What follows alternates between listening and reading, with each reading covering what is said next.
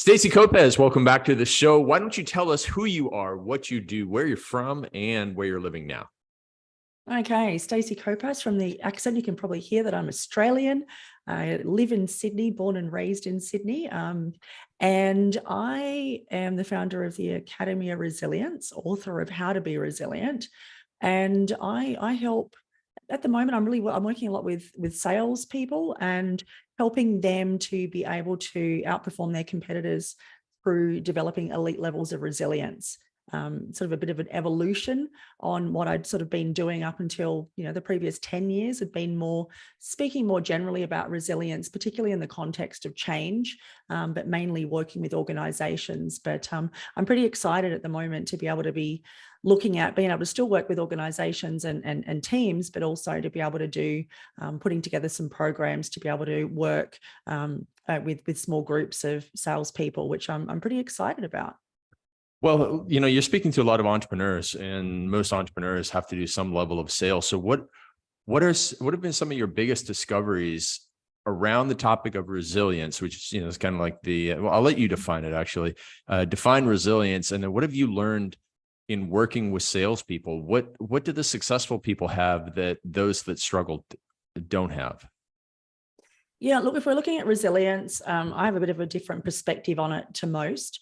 I find that, unfortunately, resilience has become synonymous with just coping, which I feel just sets such a low bar. And I feel there's an element of resilience that is around how do you cope, but I think that's base level. I think from that, I see resilience as how do we actually grow and learn and become stronger through being challenged. I also see it as a proactive strategy, whereas most times people think, well, okay, how do you deal with a setback as a reactive thing? Whereas I see resilience much like going to the gym, where you go to the gym on a consistent basis and you repetitively do particular movements, and over time you build strength. And so through the use of rituals and practices, similarly to going to the gym, then you do those consistently over time, then you build strength, so that when you do find yourself in a situation where you're challenged or something hasn't gone to plan, then it doesn't set you back as far as somebody that hasn't built those practices into their daily rituals. And I think from a sales perspective, I think that there's an element of building that proactively, just to be consistently at your peak when you're showing up for every situation. And I know one of my previous clients, when I spoke for a national sales conference, and it was a line that he said to me that's just stuck with me so much, is he said, I want to help them deal with adversity, but also I want you to send them back out into the field with a little bit more air in their tires. And there's that element of sales as well, that you need to consistently have that energy and motivation and drive. So that's where I see that, somebody that is practicing resilience on these practices on a consistent basis, they're going to have an advantage over somebody that's just going out there and pretty much, slogging it out day to day, perhaps dealing with those hits and, getting set back further than somebody that has a higher base level of resilience because of the rituals and practices that they've done consistently. Yeah, got it. And that's actually a great segue into what we're going to focus on today, which isn't sales or necessarily resilience, but it is how to give up booze, how to stop drinking so much, which, does require a high level of resilience. And it's a topic that, I wanted to ask you about because you've now been 10 years alcohol free, right? I'm 8, so 8. yeah. Sorry. Yeah, no, but Well, we'll have to postpone this till 2024 or 5 then. It's all good, but 10's in sight. And for me, I know that I can say with absolute certainty it's not something that I'll ever go back to after that. But and I think you're about around the year now, or Yeah, I totally forgot that the year anniversary had passed. It was just a few weeks ago, and it was November of 2021. I had a drink with my friend Jason Capital. It was just one single drink, and I had a horrible sleep. I looked at my Oura Ring stats, and I said, it's just not worth it, because then I heard this really great phrase, which is, it's easier to be 100% in than 99% in. and more effective too. And I was like, well, I may as well just give up all booze, because the 2 drinks per month, 1 drink twice a month, what was it doing for me? And so I just, completely quit it. But, we are going into, when we're going to release this podcast, it's going to be the holiday season, and people are going to need that resilience to beat the booze. So I'll just go a little bit off topic here and say, if people want to dive into more of Stacey's story and her rituals of resilience, they can listen to episode 192 of Early to Rise Radio. This is actually episode 301. And is this the third time you've been on the show? It is the third. Yeah. It is the third. Fantastic. Yeah, so it's awesome. I think we've been working together for 4 years, back for 3, and it's great because I think each time we've spoken about very different stuff, which is great, and it's just, I love being able to be of service to your listeners. So you live in Sydney, which definitely has a, the time that I've been there, the times that I've been there, it's a boozy city. It's whether it's Australian football or rugby or, just the beach barbecues, it tends to be a boozy city. So tell us a little bit about your history with booze in the city of Sydney, and then what triggered your transformation? Yeah, it's interesting. I think Australian culture in general, there is a drinking culture.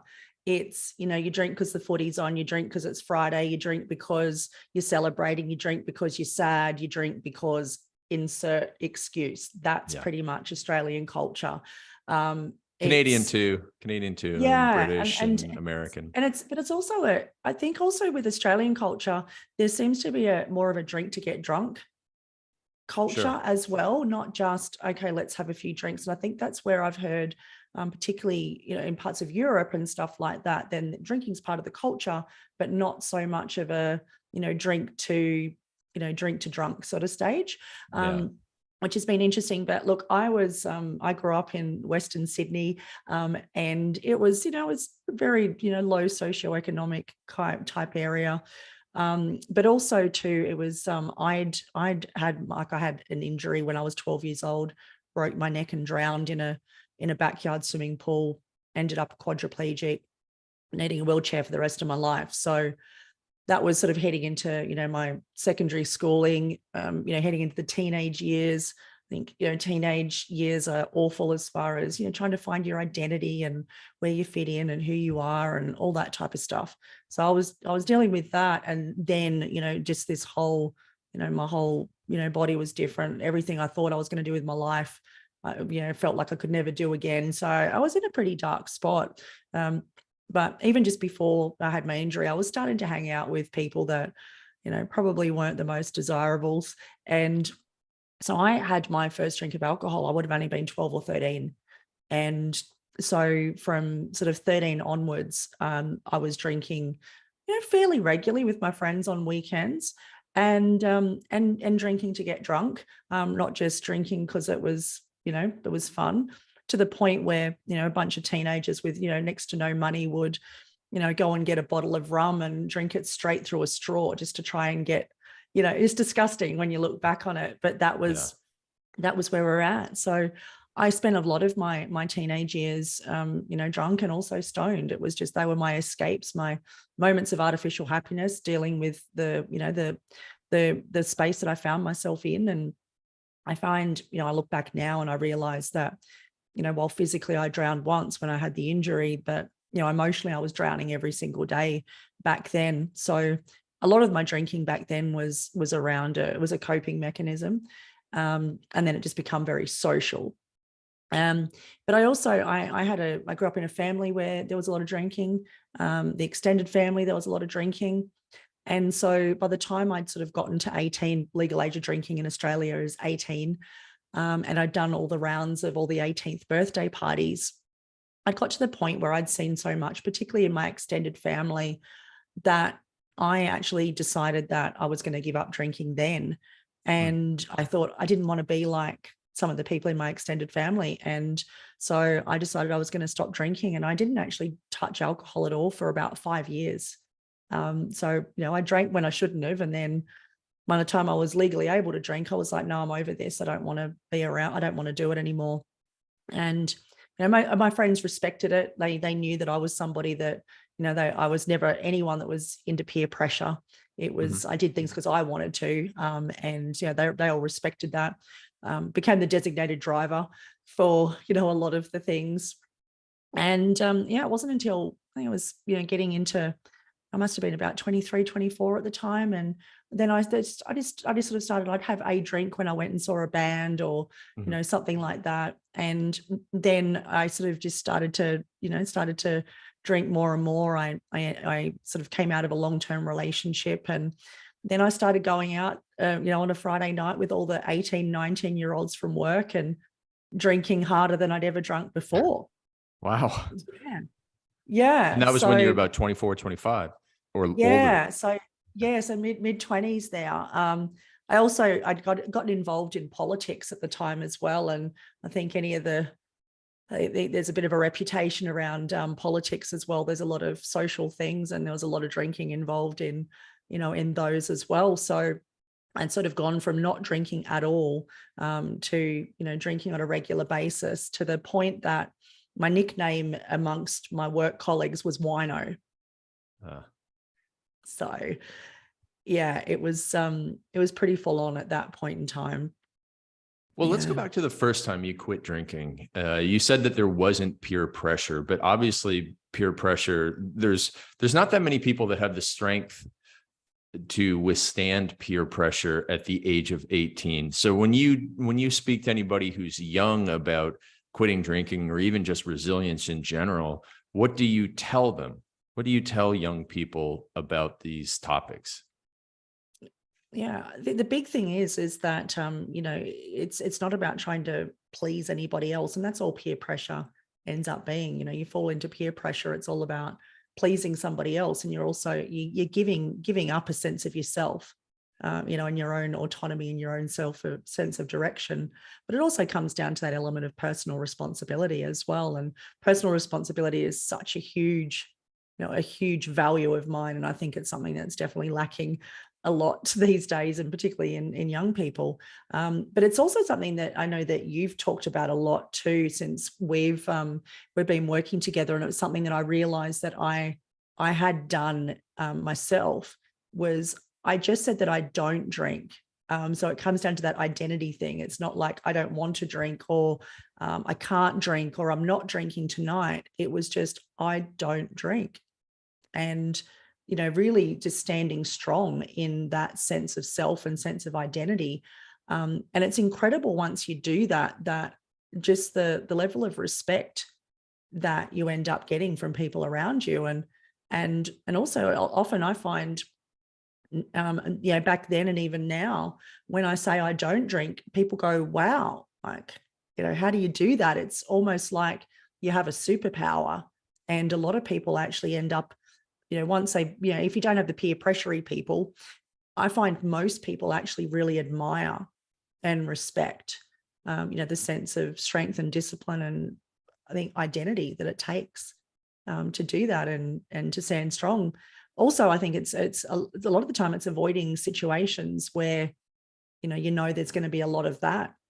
I go to being a speaker, I have to go to a lot of black tie functions. I speak at a lot of things where, a ticket price will include unlimited alcohol for, 5-6 hours. And, when I was in that stage in between, I'd be like, awesome, I'll drink that much. That's worth the ticket price. Yeah. Whereas now I go, wow, I can go and meet great people and I'm out of there by 9:30, when everyone else is still kicking on drinking till 12. So I think it's avoiding situations where there's going to be a lot of drinking, and especially drinking to the point of people getting drunk, and it's just not fun to be around. So you fast forward then, in the year 25, you've got that kind of label put on you at work. What's the journey that you take there into your second, stage of getting out of it? Oh, look, I drank pretty hardcore for, it must have been close to 10 years then. and just became part of my everyday. I loved wine, became my thing. I used to go out a lot. I used to have a lot of parties at my place. And so, yeah, I drank a lot. I got to the point where I was drinking every day. And I was, I would, I'd drink, a glass of wine with dinner every night. And then, on the weekends, I would drink a lot more than that. But I got to the point where by this time I was married, and I was living in Adelaide. And I sort of found that I was feeling foggy. I found that if I had even one glass of wine of a night, I felt really apathetic, and I just felt of an evening, I didn't want to do anything. And I found even with that one glass of wine, when I woke up the next morning, I felt like I hadn't slept well. It was not like a hangover, but I just didn't feel at my sharpest. So the first decision I actually made was to then only drink on a Friday and a Saturday. So no I school ended up- nights, as I say don't No, drink on school exactly. nights. Yeah, you say that too. Yeah. I didn't know if that was just an Aussie thing, but yeah, no school night drinking. And then what I did was I just started buying better wine. Instead of drinking the everyday wine, I got a wine subscription, and then I actually I actually enjoyed it more. And if I went out, then, I'd have a few extra drinks then. But yeah, so that I found that made a difference to me. But the big one is that I actually had found that, I'd have one glass of wine, and then the next morning I'd wake up, I'd go out to the kitchen and the wine bottle would be empty. So, I'd sort of found that I didn't really notice until over time. I was like, okay, so, my husband at the time was sort of knocking off the rest of the wine. Oh, I see. On those sort of midweek things. And yeah, and then, what the big trigger was, and I haven't really spoken a lot about it, is because most people thought I gave up drinking because at the time I'd gone back to elite athletics, and I was training to try and qualify for the Paralympics. So most people thought, oh yeah, you're not drinking because you were training and that sort of stuff. And I was like, yep, that was cool. But what ended up happening is, a year after I got married, I actually found out that my husband at the time actually had a very, very severe problem with alcohol. And, that was incredibly confronting. And I just sort of thought, look, I'll be as supportive as I can to, get some help for him. And the big part of that for me was, okay, there's no alcohol, but not drinking in the house at all anymore. That's it. That was the big part for me. And then over time, I just sort of found that the times that I did go out and drink, there was times I came home and I thought, oh my gosh, I annoyed myself. Then I must have annoyed everybody around me. Yeah. Just with, I don't know, I talk a lot at the best of times, but I heard that, I'd repeat myself a lot, which seems to be a common thing when people drink. And yeah, so I just found that I actually was quite happy not drinking. And then it was, I might have went a month without drinking. And then it got to the point where it was, September, must have been 2014, September 2014. I had one big, a big event that I went to, big black tie event that I'd flown up to Sydney for. And I had one glass of wine there. And then I had one glass of wine when I got back home with my best friend who'd come to visit. And then I thought, that's it. I'm just gonna call it. And I haven't had a drink since. So yeah, just over 8 years now. What was the amount of time between when you quit drinking on school nights and when you decided to call it? What was the evolution period? It was a period of about, it would have been a year or two. So it was definitely a gradual thing. But the other thing that came up in amongst there, and it was sort of around the same time that, I realized that, my ex-husband had such a severe problem with alcohol, that I started reading different mentors and different people I followed. And I found quite a few that had either never drunk alcohol in her entire life or had spoken a lot about, as you said, it's that 100% rather than the 99%. it's like you either you do or you don't. And so once I started to see more and more people that I respected and admired that had said how important being sober was for just their sense of self, but also their success in business and also in their personal relationships, then that gave me the confidence to go, there's some kind of demonstration of people that I admire that said how much of a difference it made in their life. I remember speaking with Lewis Howes probably 15 years ago, and him saying he had never had a drop of alcohol. And it just, I mean, it blew me away. You know, he's a college athlete, and you know, some people go to college, you party at college, just like in all the movies. And I was just so blown away by it. And there's a few other people that I met in my life who have never had a drop of alcohol. And it's always just been mind boggling, because I grew up like you did, in a drinking culture. And, you know, I was drinking probably regularly when I was 15. So it's really fascinating when you hear those stories. It's a little less amazing when you hear about, you know, someone who's super successful that doesn't drink alcohol. But even then, most super successful people, or a lot of successful people that I know, you know, are really the wine snob type people that are really into the wine and drink, and you know, they got total control over it. So that's totally fine. But I did want to ask you about your ex-husband. What was his journey? Did things ever turn up better for him, or did it just get worse? Yeah, unfortunately, it got worse. He sort of had stopped drinking a couple of times, or he'd said he'd stopped drinking a couple of times. So that was like 2013. So we'd been married for a year at that point when I first found out.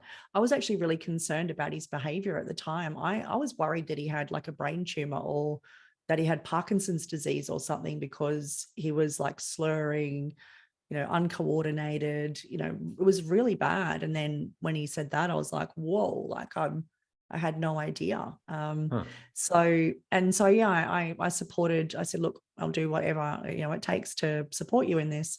And so he'd stopped a couple of times. I think he only, you know, he went to one drug and alcohol counselor. I had a bad experience with the GP, but was somebody that, you know, was definitely not willing to dig into, you know, their, what was I guess the root cause, which from the outside, you know, I could see exactly what was going on. But, you know, I got told I wasn't his coach, which again, I've learned along the way, you can't coach somebody that you are either in a relationship, you can't coach someone that you're in a relationship with or anything like that.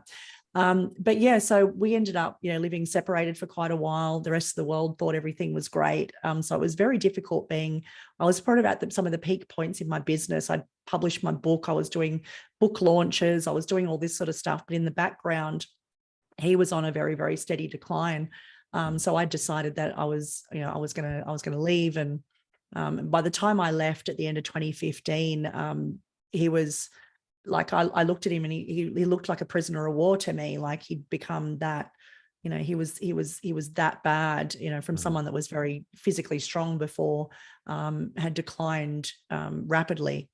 He was 13 years older than me as well. So there was that. And, you know, I was concerned that, you know, I didn't think he was going to last very long.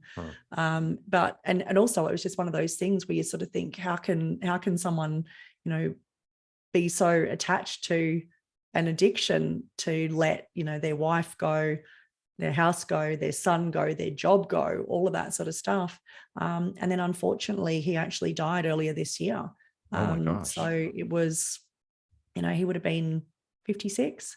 So, you know, from that, it was just a decline. And I didn't keep in touch with him. It was one of those things that I just sort of thought, look, you know, there was a lot of damage that was done in that process. And it, you know, took me a long time to recover from that as well. You know, to the point I didn't even date for like nearly 5 years. So Wow. it was one of those big things. But I think seeing that and, you know, seeing how much how destructive it can be. I just think that people tread very lightly. I think they underestimate. They sort of think, oh, alcohol's, you know, it's so safe and it's so all of those things. But, you know, it can absolutely destroy lives. And, you know, you even look at, you know, the amount of people that present to ERs around the world that's related to alcohol issues and car accidents and, violence and injuries and all that sort of stuff, let alone, I guess, the relationship toll that these things take. It's, it's pretty full on. Yeah, you almost would think like if alcohol was just discovered now, people wouldn't allow it to be illegal just because of the damage that it can do. But the marketing that's behind it is certainly, it's not going away anytime soon. But let's shift the conversation now to people that are, who would like to drink a little less, don't want to make holiday binge drinking mistakes. What advice would you give people around the habits and the environments and just how to set them up for success in a busy holiday season? Think about someone who's got 2 parties a week and work functions, and they're just terrified of what alcohol and bad behavior might do to them and how exhausted it might leave them. What would you say to them?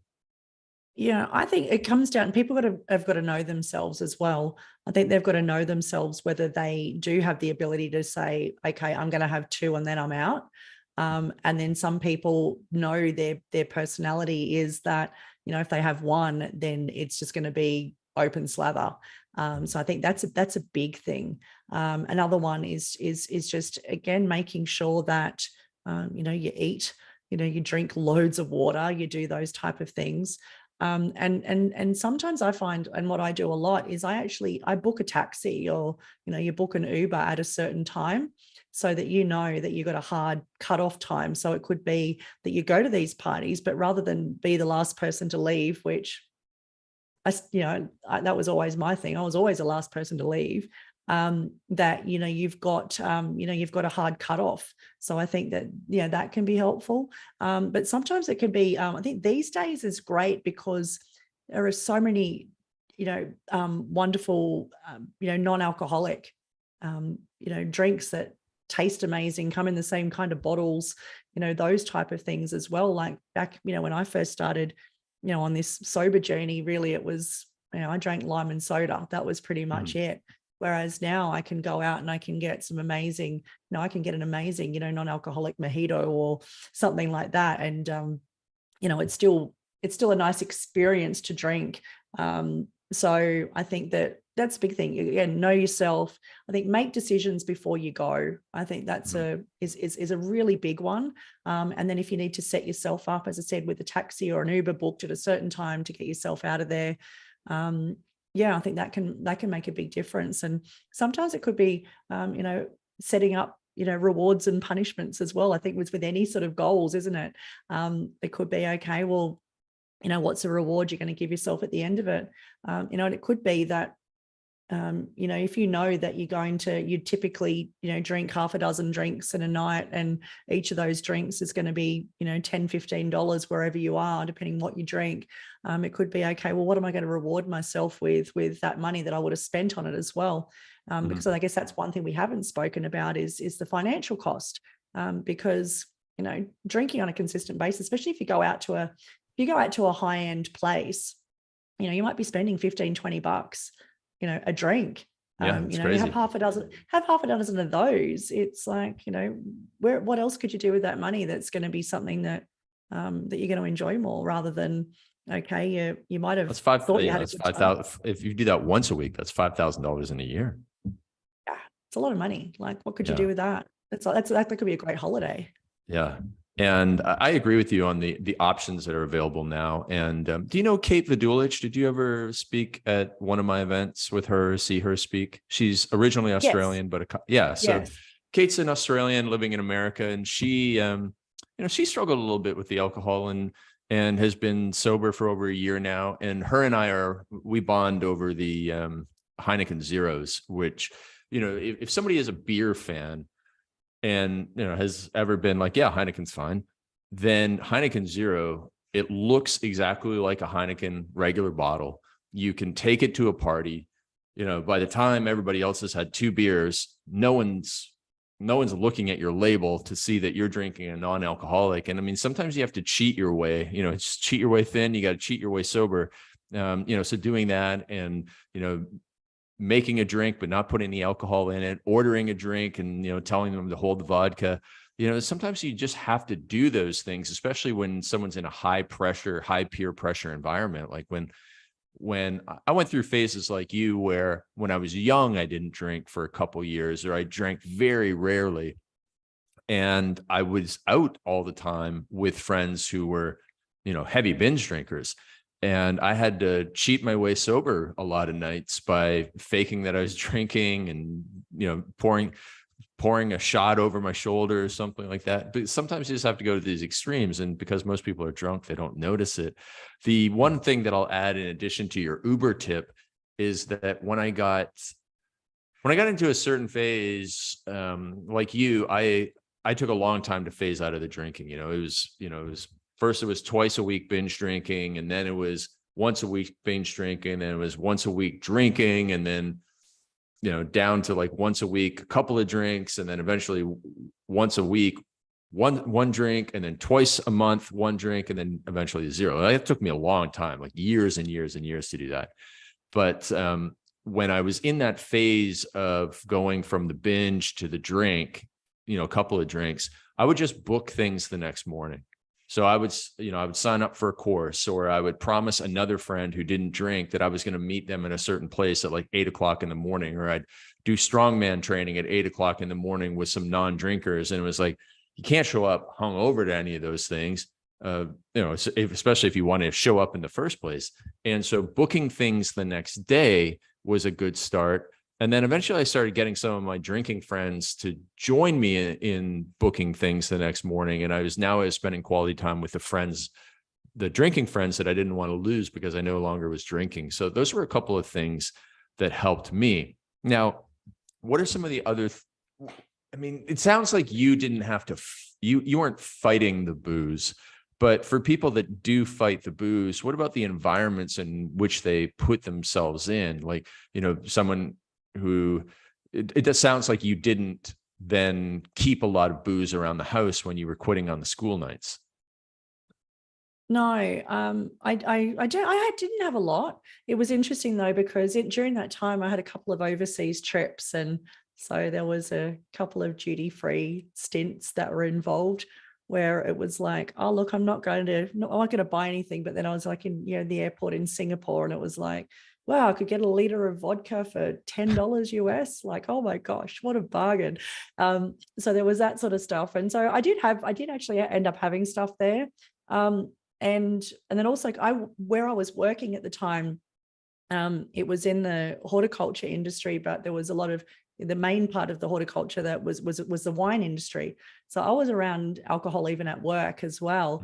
Mm-hmm. So I used to get, I got a lot of gifts of alcohol. Also as a speaker, I don't know if you found it as well. Often a thank you gift that you'll get could be a nice bottle of wine, Sure. that type of thing as well. So, I had all of those, but I think, big thing is if you know that you're vulnerable, then it's removing the temptation. I think that, if it's not there, you can't have it. I think these days it's difficult though, because it's like, you can just call an Uber and get some alcohol delivered and stuff like that. It's, there is that element. So I think it's being very aware of, what your vulnerabilities are. And also just if someone has knows that they feel that there are definitely addiction issues involved with the alcohol, then I highly recommend looking out for some different programs. And I think a lot of people are quite scared to, look at something like AA.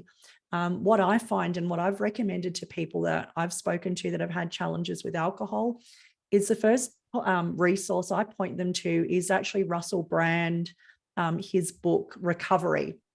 Wow. The audio book is incredible. I listened to it, I listened to it when I was many, many years sober, but I've recommended that as a resource to many, many people. And it's pretty much his version of the 12-step program. But I find that he's made it more accessible to people that, I think I don't want to go and sit in a room of people and do that, or that they're really concerned about, maybe the spiritual / God aspect that's involved in a typical 12-step program. And I went and saw the live show of Recovery, and I felt so inspired about how he's somebody that's, he uses a lot of humor as well, which is great. But he's somebody that I was really excited about how accessible he's made recovery for people. That's fantastic. I'm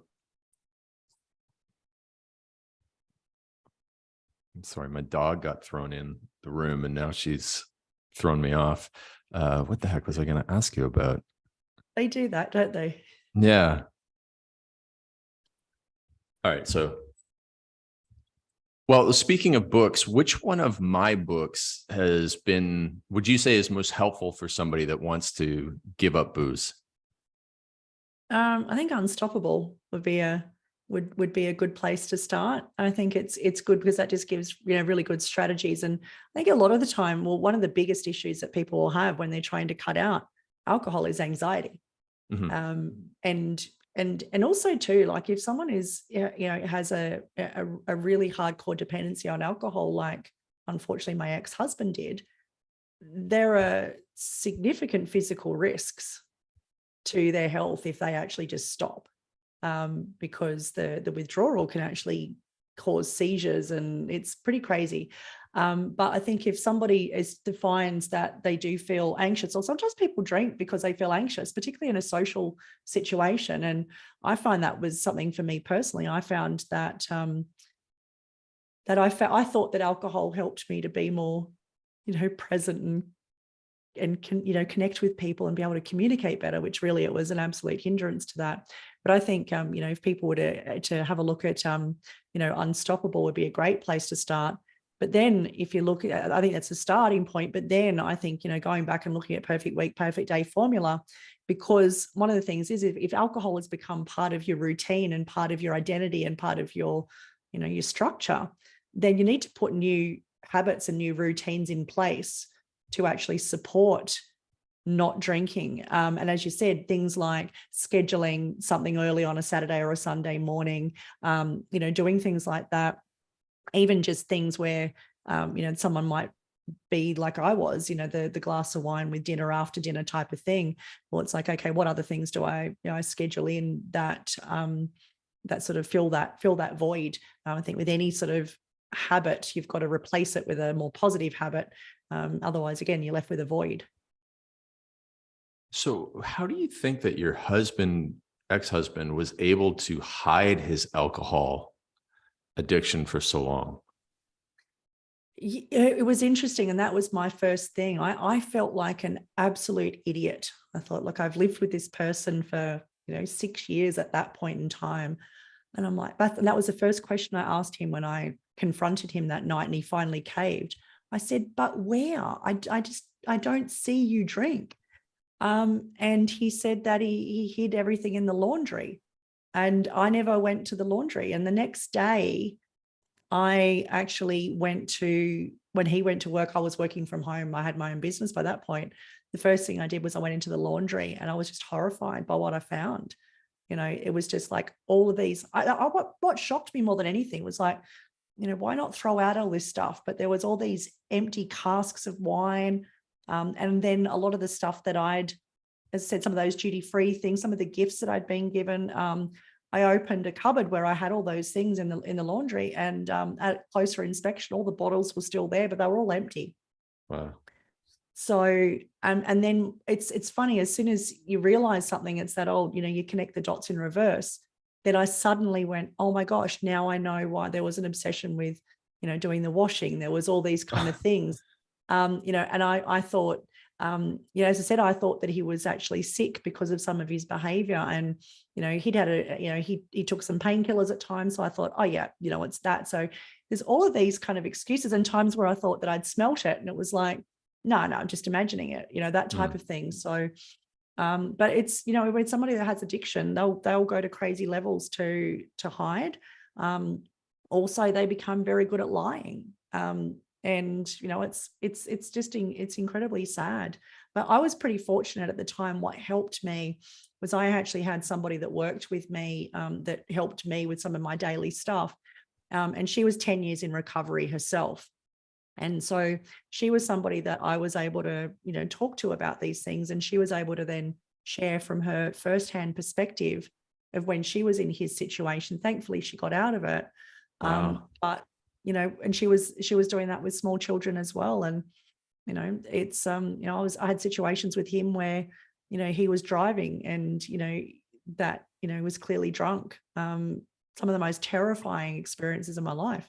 But yeah, there are really great lengths people go to hide these things. And as I said, they can be very convincing because it's something that's got such a grip on them that they become good at it. So it's fascinating. Yeah. Just the last thing that, you know, you and I are members of our friend Matt Smith's website and forum, and you mentioned that people often ask you if the young people today are as resilient as other generations. And I know this is a little bit off topic, but what do you tend to see? Because you meet so many people with all your speeches and all the work that you do. Is there a drop off in resilience? And if so, why and what can they do? Yeah, definitely. It's something that I've seen a lot over time, and it's one of those things, you know, when you start to say those things, it's like, oh, you know, young people today, and you know, we start to go, oh my gosh, should we become these old fuddy-duddies? And you know, we're in our mid-40s, so it's the type of thing that I sort of think, oh my gosh, when we were kids. But no, I've definitely seen it, and what I see, the big part of it has been is it's been this big pendulum swing where it came from, okay, you can't be too hard on kids, you've got to build their self-esteem. And then so it got to the point where it was like, you're amazing, you're amazing, you're amazing, you can do anything. You know, it became what I call the everyone gets a trophy generation, where you get a reward for just showing up. Is it that way in Australia too? Yeah, 100%. Okay. Yeah, it's really bad. It's really bad. And I've seen, because I guess it's been, you know, it's since I was a teenager, it's 30 years since I was a teenager now. I'm seeing it's probably like, you know, there's a couple of generations now to be almost in between that, and each one's gotten worse. And I think there's a number of factors too. So there was okay, we need to build kids' self-esteem. Okay, I think, yep, building kids' self-esteem is great, but not at the expense of removing any kind of challenge, competition, disappointment. Then I've seen it in friendship groups that they felt like, oh, I need to make sure that my child's got every opportunity. So what they end up doing is then suddenly, you know, a 5-year-old is going to 3 different after-school classes. You know, they're learning an instrument, they're learning a sport, they're learning all these things. And what happens is that every moment of their time ends up becoming managed by their parents, or all of their entertainment is then, you know, driven by their parents.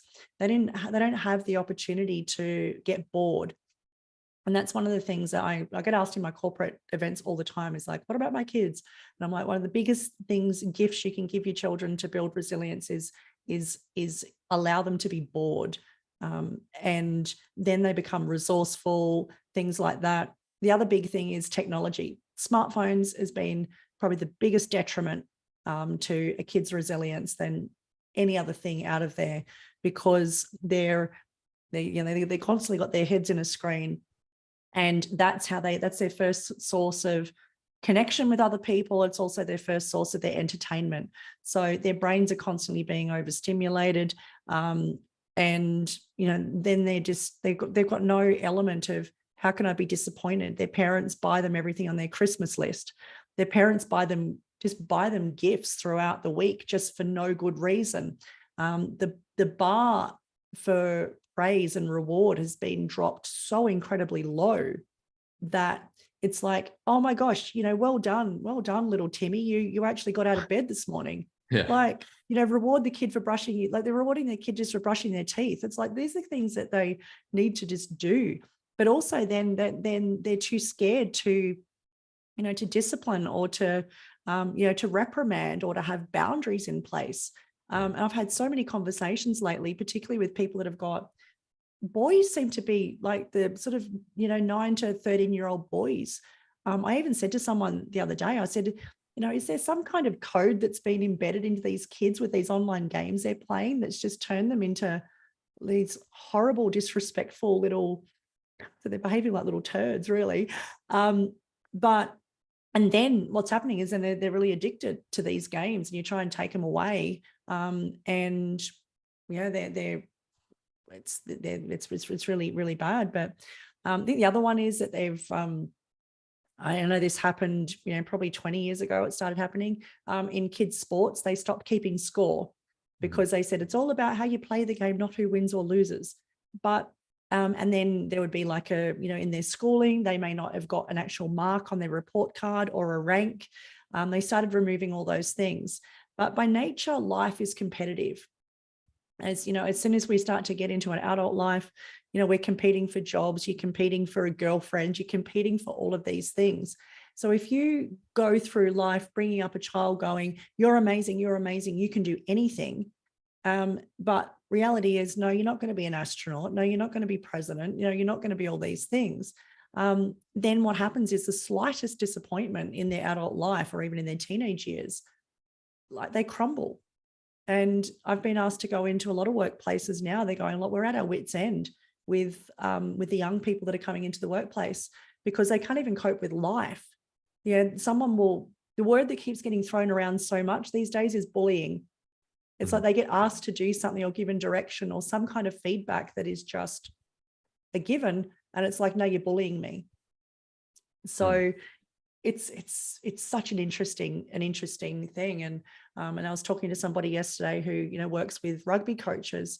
And, I've seen it in sport a lot too, because I think we've got younger people in sport. I think that there's a lot of athletes these days that are, probably not dealing with pressure as much as previous generations would have either, because by nature of that upbringing, it's such a fascinating time. But I think that it's, we really need to try and rein that back in again. So I think creating situations where young people get disappointed, bored, all those things where they need to be resourceful, where there needs to be an element of competition is going to start to swing things back, I think. Yeah, so what is it specifically about them and the opportunity of being bored? It just forces them to be creative? Well, it forces them to be creative, and it also forces them, sometimes it could be to take risks, but also just that they need to find ways to occupy themselves. And that's something that they just can't do. And just free play, that was a big one. A lot of the time these days, even from little kids, they've got an iPad shoved in front of them. They're not outside. They're not playing with the kids in their neighborhood. They're not going to a local park. They might be in childcare. And I'm not quite sure, what happens in those environments anymore as far as play, but I think a lot of it's very structured. But the element of, having a kid, go outside and play, I think there's also there's a huge fear that, oh my gosh, someone might take my kid or someone might do these things. But, giving kids, those opportunities to actually, with no rules, with no instruction, get a group of kids together and say, just do something. That doesn't happen that much anymore, but it can be incredibly rewarding for their growth. Absolutely. Well, I appreciate that. And, it's certainly something that I have a much more vested interest in now, and appreciate all of it, Stacey, what you've shared today with people on the resilience side, on the resilience for salespeople side, and the steps on getting over the booze, and your personal story, powerful story of how you were able to soldier through it has been incredible. Is there anything else that you want to leave people with today in your life advice? I think just particularly coming into the holiday season, the other one that we have too on the even resilience, and sometimes the thing that kind of drives people to drink is some of the dynamics that people have, particularly getting together with families and stuff like that. So I think it's really important for people to be conscious of, I think, the expectations and the mindset they take into some of these environments. Some people go in there just expecting that it's going to be awful and expecting there's going to be conflict, and pretty much you're setting yourself up for that. So I think being really conscious that going into the holiday period, that it can be a high pressure time. It can be a source of conflict for a lot of people. People feel there's an obligation that they have to get together with people. And sometimes like you don't have to, like it's one of those things. But I think just being going in there with lose those expectations. Just because something has happened in the past, it doesn't mean that it's definitely going to happen again. And I think that being conscious of the interactions they have with people, some of the most negative people we have in our worlds are closest family and closest friends that we spend holiday periods with. So I think, working on some of the practices for resilience so that you actually go in there, not on a low, you go in there on a high, bring a better energy to it. And it can be surprising that some people might actually meet you there rather than you going in there with such a low bar set. And you know what, you're going to run into what you expect in that situation. So I think gratitude's a big one. It's like, just gone through Thanksgiving period and stuff like that, but gratitude's a daily thing. So just look around and be grateful for everything we have, who we are, and that it's an absolute miracle that we're here at all. And so making the most of every day, and that's something that is important to me. Don't take anything for granted. But ultimately, we can't change anything that's happened in the past, but we can change what we do now and what we do next. And big theme of mine right now is now and next. That's my focus. I love it. And we're here for a good time, not a long time. And so everybody make sure to really, I think one of the things that you said about the drinking was the preparation in advance, and that if we're not prepared, we are really going to default to bad behaviors. And that might be not eating before you go to an event. And the next thing you know, you have a few drinks and you have an absolute horrible stomachache the next day because you weren't prepared. And if you're prepared to go in with a positive attitude, be optimistic, meet people where you want to meet people, and, support your environment, you'll have a good time, even if you don't drink. And it doesn't necessarily have to be a long, long time that you stay out. You can go home early and wake up and have an amazing next day. So Stacey, thank you so much for sharing that. And your story is so powerful. Another aspect of your story is so powerful. Last thing is, where can people get your book, and what is it called? So the book is How to Be Resilient, the blueprint for getting results when things don't go to plan. And you can buy that from any online bookstore or your local bookstore. Just pop your head in and get them to get it in. Or if you wanted to get an audio copy or an ebook copy, you can go to howtoberesilient.com. Did you read it? I did. Nice. Yeah. Nice. Yeah, I did. It was interesting though, because it was like there was a lot of stuff in there that I was. Two things, I think, so much like, oh my gosh, I've moved on so much from this part of my life. And then there's the other element of, because I wrote it when I was still married and before a lot of the stuff had sort of had happened. And then also too, I was like, oh my gosh, I can't believe I actually put this together. I'm really proud of this. So yeah, good. So, but yeah, as I said, now and next, that's the theme. I love it. And well, first of all, or last of all, I would like to say thank you for getting up so early in the morning in Sydney to do this podcast. I know that sun's probably not up there, and you brought the energy and you delivered great value. So thank you so much, Stacey. You're welcome. It's all about early to rise, isn't it? So absolutely. Absolutely. All right, everybody, make sure to implement this and have a low booze, low regret holiday season. Absolutely make it your best. Stacey, thanks so much. Looking forward to having you on a fourth time very soon with your now next message. And everybody, we'll talk to you soon. Thank you.